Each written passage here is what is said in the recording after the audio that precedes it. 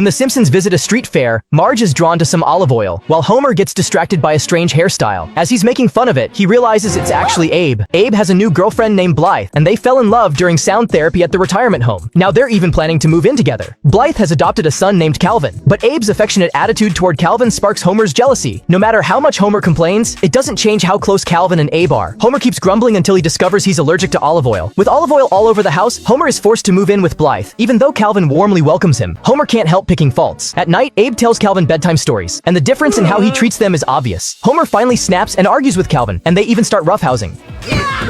But Calvin is incredibly agile and manages to take Homer down instead. He then decides to declare war on Homer. The two begin pulling pranks on each other even when things get dangerous, and the conflict never seems to stop. One day, Abe mistakes Homer for Calvin, which leaves Homer completely crushed. Seeing how upset he is, Calvin tries to comfort him. Homer asks Calvin to pretend to be him, so Calvin can experience Abe's true nature. Only then does Calvin finally understand how Homer feels. He suggests that Homer should have an honest talk with Abe. At a specimen exhibition, just as the awards are about to be announced, Homer suddenly appears with his own exhibit. Abe can't help but lash out at Homer, but everyone else understands the meaning behind the work. Forced to really look at it, Abe realizes it's Homer's silent accusation. Abe explains that he's only using Calvin to relive his own youth, and admits that he himself is basically a jerk. In the end, father and son finally reconcile.